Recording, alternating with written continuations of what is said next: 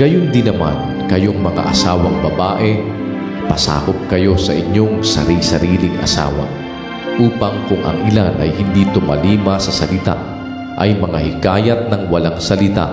sa pamamagitan ng ugali ng kani-kanyang asawang babae. Sa pagkamasid nila ng inyong ugaling mahinhin na may takot, na huwag sa labas ang kanilang paggaya na gaya ng pagpapahiyas ng buhok at pagsusuot ng mga hiyas na ginto o pagbibihis ng maringal na damit, kundi ang taong nakatago sa puso na may damit na walang kasiraan ng espiritong maamo at payapa na may malaking halaga sa paningin ng Diyos. Sapagkat ng unang panahon ay ganito naman nagsigayak ang mga babaeng banal na nagsiasa sa Diyos na pasakop sa kani-kanyang asawa, na gaya ni Sarah na tumalima kay Abraham na kanyang tinawag na Panginoon, na kayo ang mga anak niya ngayon kung nagsisigawa kayo ng mabuti at di kayo nangatatakot sa anumang kasindakan. Gayon din naman kayong mga lalaki, magsipamahay kayong kasama ng inyo-inyong asawa ayon sa pagkakilala, na pakundanganan ng babae na gaya ng marupok na sisidlan, yamang kayo na may kasamang tagapagmana ng biyaya ng kabuhayan, upang ang inyong mga panalangin ay huwag mapigilan. Katapus-tapusan, kayong lahat ay magkaisang akala, madamayin, mga ibigang tulad sa magkakapatid, mga mahabagin, mga mapagkumbabang pag-iisip, na huwag ninyong gantihin ng masama ang masama o ng alipusta ang pag-alipusta, kundi ng pagpapala, sapagkat dahil dito kayo'y tinawag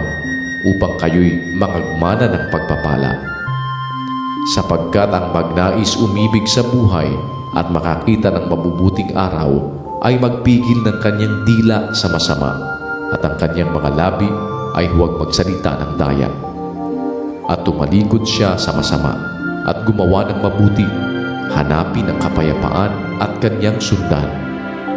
Sapagkat ang mga mata ng Panginoon ay nasa mga matuwid, at ang kanyang mga pakinig ay sa kanilang mga daing, ngunit ang mukha ng Panginoon ay laban sa mga nagsisigawa ng masama.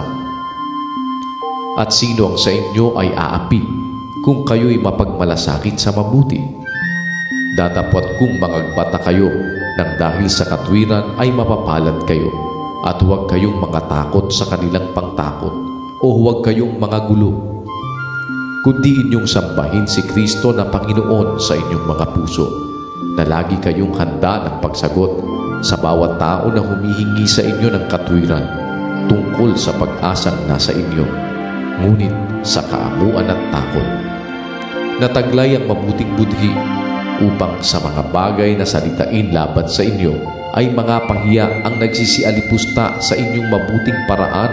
ng pamumuhay kay Kristo. Sapagkat lalong magaling kung gayon ang iniibig ng kalooban ng Diyos na kayo'y mangagbata dahil sa paggawa ng mabuti kaysa dahil sa paggawa ng masama. Sapagkat si Kristo man ay nagbata ring minsan dahil sa mga kasalanan, ang matuwid dahil sa mga di matuwid, upang tayo'y madala niya sa Diyos. Siyang pinatay sa laman, ngunit binuhay sa Espiritu, na iyan din ang kanyang iniyaon at ipinahayag ang pagtatagumpay sa mga espiritong nasa bilangguan, na ng unang panahon ay mga suwail, na ang pagpapahinuhod ng Diyos ay nanatili noong mga araw ni Noe, samantalang inihahanda ang daong na sa loob nito'y kakaunti, sa makatwid ay 8 kaluluwa ang nangaligtas sa pamamagitan ng tubig, na ayon sa tunay na kahawig ngayoy nagligtas, sa makatwid bagay ang bautismo,